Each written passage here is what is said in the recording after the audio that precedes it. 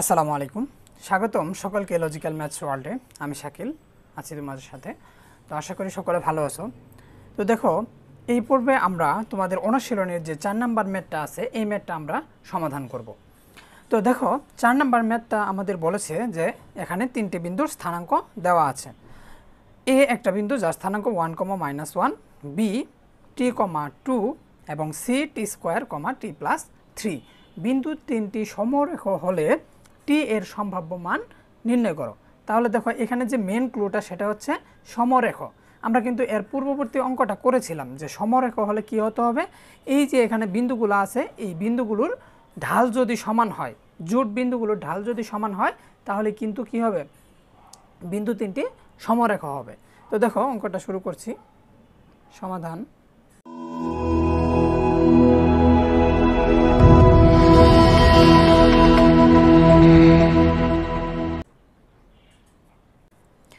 দেওয়া আছে বিন্দু 3টি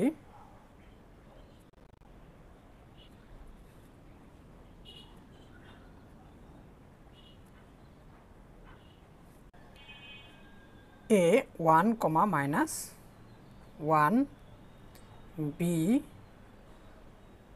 t, 2 এবং C t², t+3। এই বিন্দুগুলো স্থানাঙ্ক আমাদের দেওয়া আছে। তাহলে আমরা ওই শর্তটা একটু লিখব যে বিন্দু 3টি সমরেখ হবে যদি ওই জোড় বিন্দুগামী সরলরেখার ঢাল সমান হয়।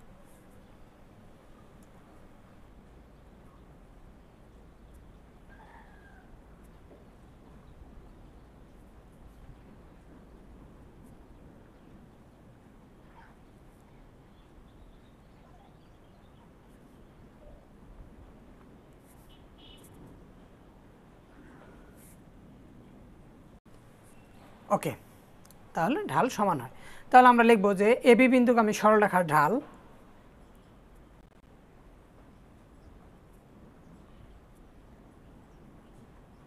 খেয়াল করো, তাহলে ঢালকে আমরা কি দ্বারা প্রকাশ করি, এম দ্বারা। এম সমান কি জানি আমরা, y2 - y1 divided by x2 - x1।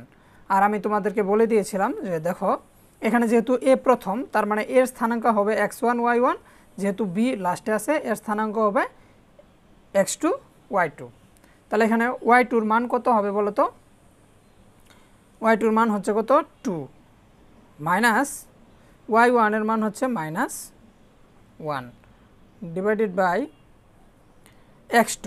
x2-র মান কত, t। ওকে, x2-র মান হচ্ছে কত, t, এবং x1-এর মান হচ্ছে 1, তার মানে যে সূত্রের -1। তার মানে এটা যদি আমরা ক্যালকুলেশন করি কত পাচ্ছি দেখো তো, 2 মাইনাসে মাইনাসে প্লাসের 1 ডিভাইডেড বাই t -1। ওকে, আচ্ছা, তাহলে এখন খেয়াল করো, তাহলে কত আসতেছে আমাদের, 2 আর 1 যদি আমরা যোগ করি 3 t -1। তাহলে কিন্তু আমরা দেখো এই যে, সুতরাং m সমান আমরা কত পেলাম, 3 ডিভাইডেড বাই t -1। এটা কিন্তু এবি বিন্দুগামী সরলরেখার ঢাল পেলাম। এখন আবার কি করতে হবে, এই যে বি এবং সি বিন্দুর ঢাল নির্ণয় করতে হবে। কারণ আমরা কি লিখছি, এই যে ধর জোড় বিন্দুগামী, জোড় কি, এবি এবং বিসি। তাহলে আমরা এবির মান বের করে ফেলছি, এখন আমরা বিসির মান বের করব। দেখো, তাহলে বিসি বিন্দুগামী সরলরেখার ঢাল।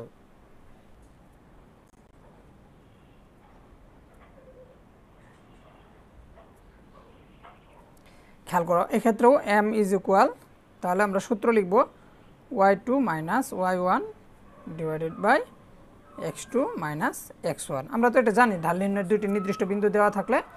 ওকে, তাহলে এই ক্ষেত্রে y2 হচ্ছে কত আমাদের বলো তো, y2 হচ্ছে t+3 মাইনাস y1-এর মান হচ্ছে কত, 2। ওকে, -2 ডিভাইডেড বাই x2-র মান কত, t² আসবে। ওকে, t² এবং x1-এর মান আসবে t, কারণ আমরা কি নিয়েছি, বি এবং সি এই দুইটা বিন্দু নিয়েছি। তাহলে এখানে আমরা যদি এটা লিখি তাহলে কি আসবে একটু খেয়াল করো, t+3 থেকে -2 চলে গেলে প্লাসের 1 ডিভাইডেড বাই t² - t। এখন দেখো, আমরা কিন্তু দুটাই কি করে ফেলেছি, জোড় বিন্দুগামী সরলরেখার ঢাল নির্ণয় করে ফেলেছি। তাহলে শর্ত মতে কি জানি যে এই দুইটা বিন্দু ঢাল আমাদের কি হতে হবে, সমান হতে হবে। তাহলে দেখো তো এটাও কিন্তু m সমান আমরা পেয়ে গেছি, সুতরাং m সমান, তাহলে এই যে দুইটা মান, এই যে m সমান 3/t-1, m সমান t+1 divided by t square minus t, তাহলে এই দুইটা কি সমান। তাহলে আমরা এখন লিখব যে তিনটি বিন্দু সমরেখা হলে এদের কি হবে, ঢাল সমান হবে।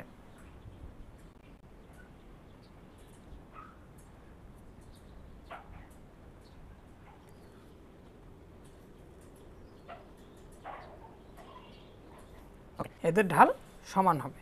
তাহলে আমরা লিখব এখন এই যে প্রথম ঢালটা কত পেয়েছিলাম, 3/t-1 এটা আমরা পেয়েছিলাম, ইজ ইকুয়াল পরের ঢালটা আমরা পেয়েছি t+1 divided by t square minus t, এটা আমরা ঢাল পেয়েছি। তো এটাকে আমরা এখন কি করব, ক্যালকুলেশন করব।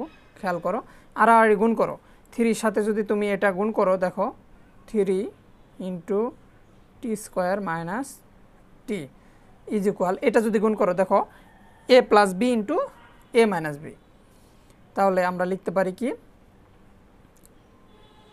আর আমরা গুণ করে নিলাম t+1, এই যে দেখো a plus B into A minus B, A square minus B square, ওই সূত্রটা আমরা প্রয়োগ করব। ওকে, তো 3 সাথে যদি টি স্কোয়ার তুমি গুণ করো তাহলে আসবে 3t স্কোয়ার মাইনাস 3 সাথে টি গুণ করলে মাইনাসে 3t, এই যে plus B into A minus B সমান আছে এ স্কোয়ার মাইনাস 1, 1 এর উপর স্কোয়ার দিলেও যা 1 স্কোয়ার মানে তো 1, টি স্কোয়ার মাইনাস 1, এটা একটা সূত্র তোমরা জানো। তো এখন আমরা এই পাশে এগুলো সবটি নিয়ে আসবো, খেয়াল করো।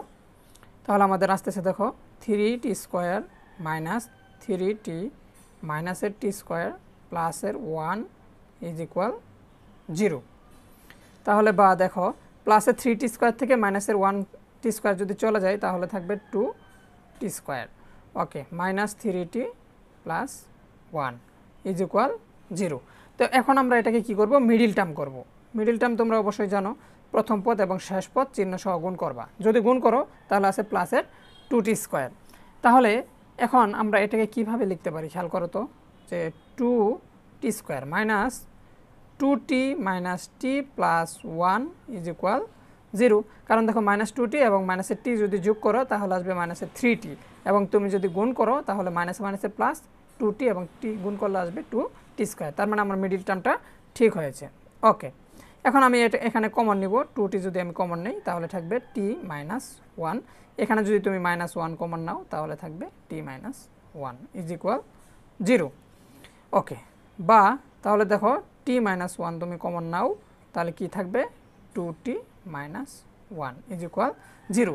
এখন দেখো দুইটা জিনিস গুণ আকারে 0 আকার আছে, তাহলে এক একটা সমান 0, তাহলে আমরা এটা একটু লিখব যে হয় t মাইনাস 1 ইজ ইকুয়াল 0, সুতরাং t ইজ ইকুয়াল কত 1, অথবা